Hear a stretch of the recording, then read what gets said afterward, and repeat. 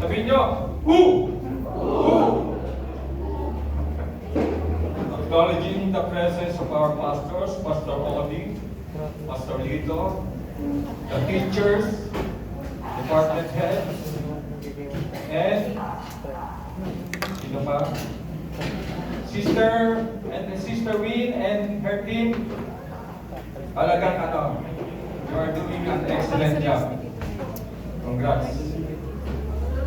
Hindi, actually po, ginagaya ko yung boses ni Brother Kirk. Wala. No, talaga ikaw. Ikaw. Sino po, may tanong pala muna ako. Sino ang naka-attend ng ASP? Aba, marami din, marami. Okay, ano po, batch 3 na, Brother Kirk, batch 3 na, next batch, niluluto na yan, priority po, kayo na hindi pa nakatin. Lahat ng CLDP na hindi pa nakatin. Okay? So, lahat po kayo, you are called. You are called. CLDP 1 and CLDP 2, ituro nyo ang CLDP 3, sabihin nyo, you are called. CLDP 3, sabihin nyo sa wallet nyo, kayo din. Kayo din.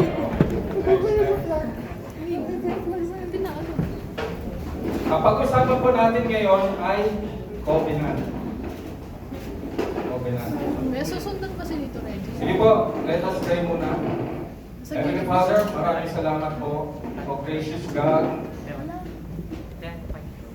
make me your mouthpiece tonight, O God. Put the words into my lips. Open their spiritual ears, Lord God. Open their hearts sa mensahe mo. Maraming salamat po sa pangalan ni Jesus. Amen. Now, kaya ako kanina pinakita mo na yung you are called. Pag-uusapan po natin yung tinawag ng Panginoon. Yung tinawag ng Panginoon at nag-obey. Willing ba kayo mag-obey sa Panginoon? Amen. The call of Abraham. So Genesis 12:1. The Lord had said to Abraham, go from your country, your people, and your father's household into the land I will show you. Ang nakakatuwa po kay Abraham. Abraham pa siya noon, no? Nag-obey po siya. So wala po sinabing background ni Abraham. Wala po sinabi sa Bible ano ang background niya. I believe pagan din siya noon, worshiping other gods.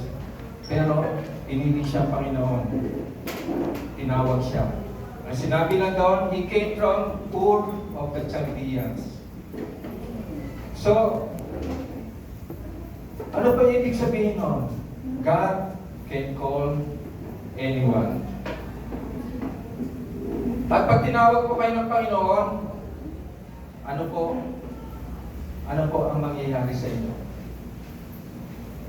Mga bro, sister, ano mangyayari sa inyo? Once God calls you, you begin a new life with Him. Amen? You begin a new life with Him. Tingnan natin, paano nagbigin ang new life si Abraham mula nung tinawag siya. Sabi sa Genesis 12:2, I will make you into a great nation, and I will bless you, I will make your name great, and you will be a blessing. Verse 3, I will bless those who bless you, and whoever curses you, I will curse. And all the peoples on earth will be blessed through you. Ano po pag tinawag ka pa ng Panginoon, kaya nangyari kay Abraham, ano po ang magkakaroon ka? You will have a new identity. So, Abraham, from being nothing, from being maybe a pagan, an idol worshiper, he is now a a servant of God, willing to obey God. So sinabi nyo kanina, you are called, you are willing to obey. Amen. So, now you have a new identity. You have a new nature. Ano na po nature nyo ngayon? You will be a blessing. Amen. Yun ang nature nyo ngayon. You will be a blessing to the people around you. At ano naging new purpose ni Abraham? All the peoples on earth will be blessed through you. Grabe no from natin. All people on earth, yun ang new purpose ni Abraham. Ngayon po, pag-pray nyo, Lord, ano ang new purpose ko? Amen. Yun ang pag-pray nyo. Ngayon, may tanong si Abraham. Lahat po tayo pwede magtanong sa Panginoon.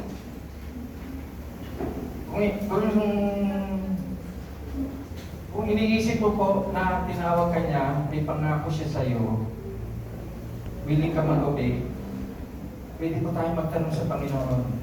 Nagtanong si Abraham. Genesis 15:8, but Abraham said, Sovereign Lord, how can I know that I will gain possession of it? Kasi pinangako sa kanya ano pinangako? Land. I will give you a land. Yun yung promised land. Tatanong siya, Lord, paano ko nakikasiguro? Pwede tayo magtanong. Verse 9. So the Lord said to him, Bring me a heifer, a goat, and a ram, each 3 years old, along with a dove and a young pigeon. Nung panahon po na yon, magkakaroon kayo ng covenant. Yun ang hinihingi. Sa pagtatanong ngayon ni Abraham, covenant. Gusto niya makasiguro. Nung panahon na yon, kung halimbawa, makikipag-covenant ako kay brother Tim. Kukuha ko ng mga hayop, hatiin ko sa gitna, ilalatag ko, magkabilaan, at tayo brother Tim, sabay tayo lalakad sa gitna nun. Ang simbolism nun, nakikita mo to brother Tim, kung sino ang mag-break ng covenant, ito mangyayari sa iyo. Mahati ka sa gitna. Parang ganon na ito mangyayari sa iyo. Katulad ng mga hayop na to. So, Abraham brought all this to him, cut them in two, and arranged the half opposite each other. The birds, however, he did not cut. Ngayon, ito po. Sa tao yun, sabay na dadaan. May ginawa ang Panginoon para sagutin yung gusto ni Abraham na makipag-covenant sa kanya. Anong ginawa niya? Sa verse 12, As the sun was setting, Abraham fell into a deep sleep, and a thick and dreadful darkness came over him. Verse 17, When the sun had set and darkness had fallen, a smoking fire pot with a blazing torch appeared and passed between the pieces. Yun po ang nagpass. Yung symbol ng Panginoon na smoking fire pot with a blazing torch. It is the symbol po gaya nung pinalaya ang mga Israelites sa Egypt. The pillar of clouds, alala nyo, and the blazing fire na nag-protect sa kanila, pumagitna between them and the Egyptians na umahabol sa kanila bago sila tumawid sa Red Sea. Okay? On that day, verse 18, the Lord made a covenant with Abraham and said, To your descendants I will give this land, from the Wadi of Egypt to the great river, the Euphrates.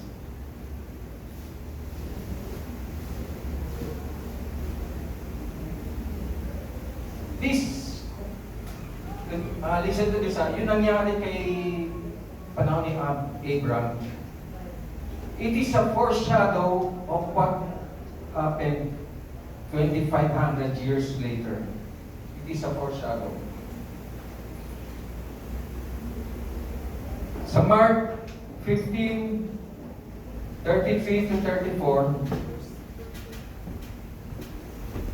at noon, darkness came over the whole land until 3 in the afternoon. Nakita nyo? Nakita yung foreshadow, no? A dreadful darkness came muna bago na makipag-covenant ang Panginoon kay Abraham. Nakita, natandaan nyo kanina? Abraham fell into a deep sleep, a dreadful darkness came. Bago lumitaw yung smoking pot and the blazing torch. Ngayon, 2,500 years later, at noon, darkness came over the whole land until 3 in the afternoon. At darkness muna. And at 3 in the afternoon, Jesus cried out in a loud voice, Eloi, Eloi, lema sabachthani, which means, my God, why have you forsaken me? So this is the time that Jesus Christ was crucified. During that moment, kita niyo yung foreshadow niya, at dreadful, a darkness came over the whole land. Our salvation, at yung nangyari pala na yun, God made a new covenant with us. Amen? Yun po, tandaan natin, yung nangyari na yun kay Jesus Christ, when He died on the cross and He rose again, God made a new covenant with us. Iba na yung covenant na kay Abraham. Bago na yung sa akin.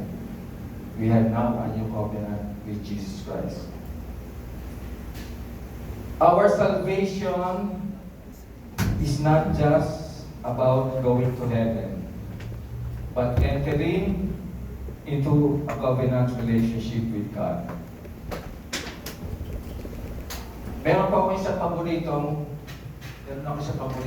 covenant. Jonathan and David. Remember?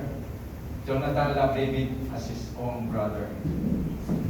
1 Samuel 18:3.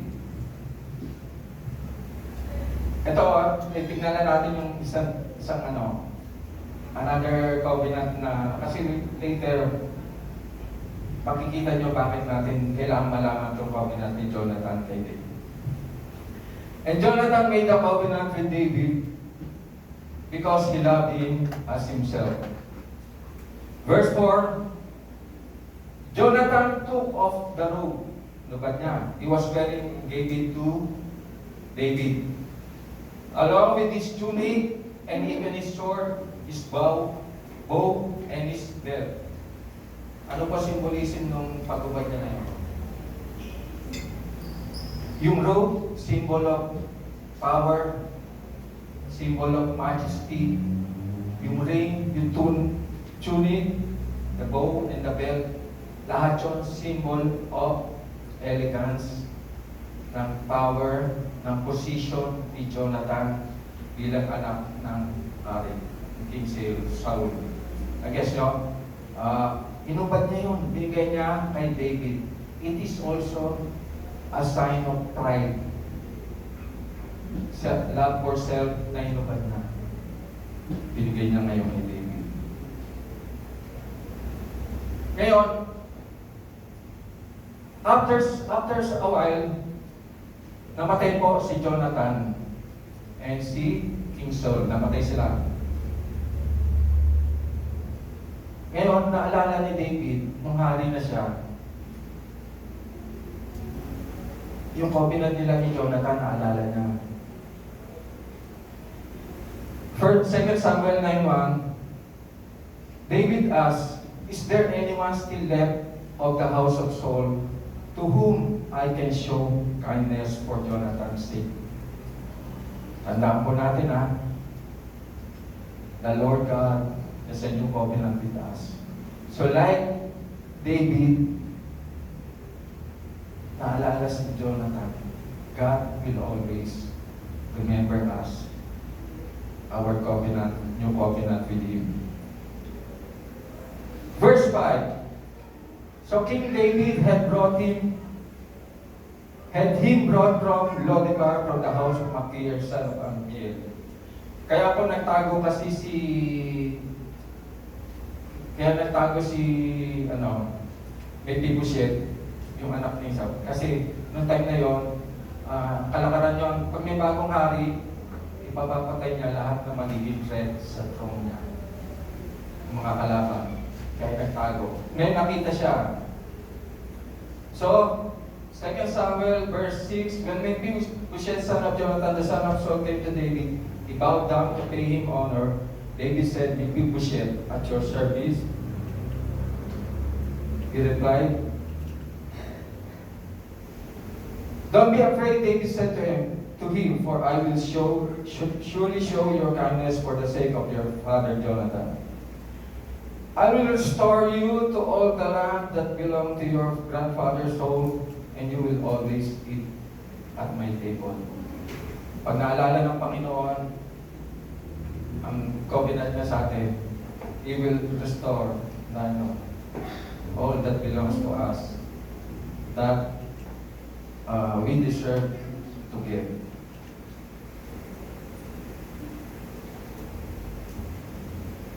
So, ano po ang covenant?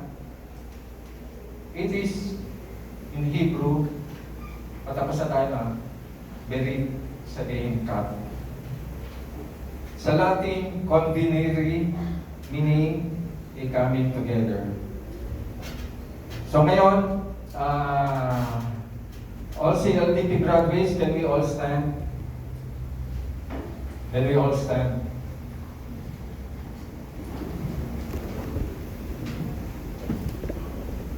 Right now, we will make a personal covenant with the Lord. Sabi dito, ang Hebrew ng Iskat. Kung sa tingin mo, may gusto kang isuko sa Panginoon, gusto kang ikat na ginagawa mo,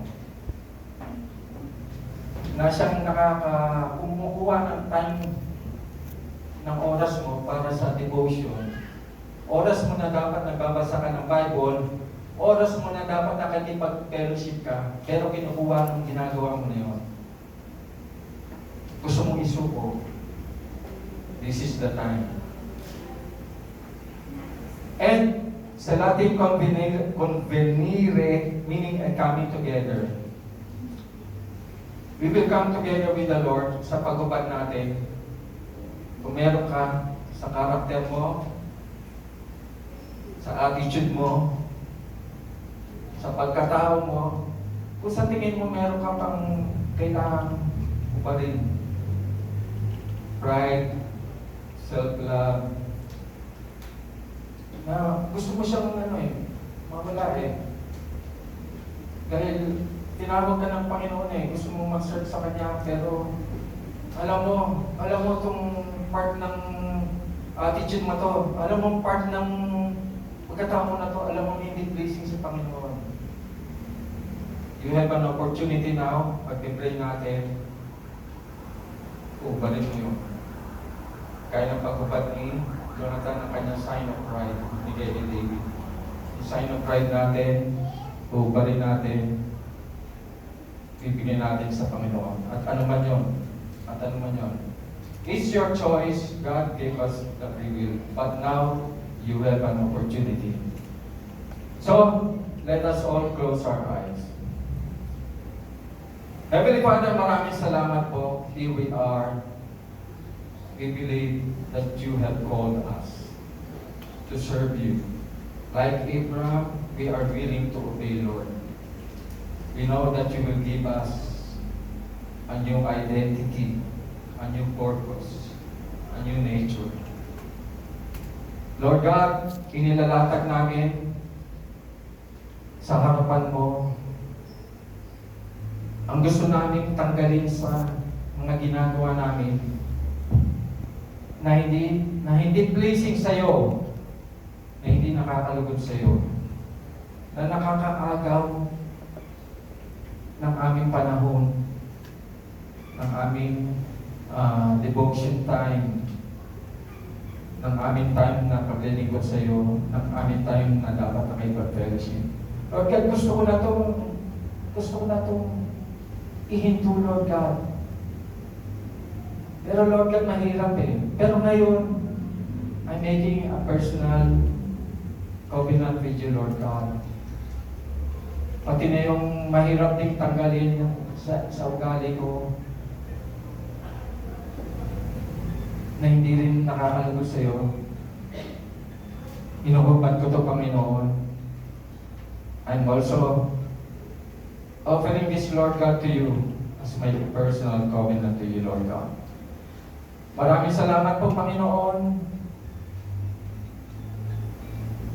sa gabing ito. Maraming salamat po.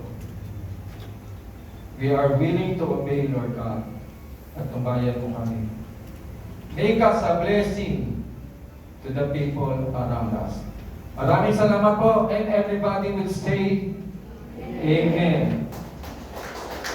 And Lord, you can all sit down. Now, bago ko magtapos, I will, sino po ang wala pang mentor? Sino ang wala pang C2S mentor? So, that means lahat po meron na, no? Okay, good. Kasi may dalawa, bago ko po ang magtapos, may dalawa akong verse na ipapabawon po sa inyo. Hebrews 13:7. May mga mentor na kayo, no? May mga leader kayo. Remember your leaders who spoke the word of God to you. Consider the outcome of their way of life and imitate their faith. Bakit ko po sinasabi yan? Pag tumitingin kayo ngayon sa inyong mga mentor, sa ating mga pastor, sa inyong mga leader, ministry heads, later may titingin din sa inyo. Magiging mentor din kayo. Amen? And the next verse, obey your spiritual leaders and do what they say. Their work is to watch over your souls, and they are accountable to God. Give them reason to do this with joy and not with sorrow. That will certainly not be for your benefit. Nakita niyo yung mga mentor niyo pala, accountable for your souls. Their word is to watch over, and they are accountable to God. Kaya kayo po magiging mentor din kayo later, and you will be accountable to the soul of your nephews. So, kaya sabihin niyo sa mentor mo, mentor, accountable, kapalakay ka pag napariwala ako. Amen. So, that's all. Thank you po. Palakpakan po namin muli. Maraming salamat po sa inyo, Brother Reggie. And ayan, grabe lang, no?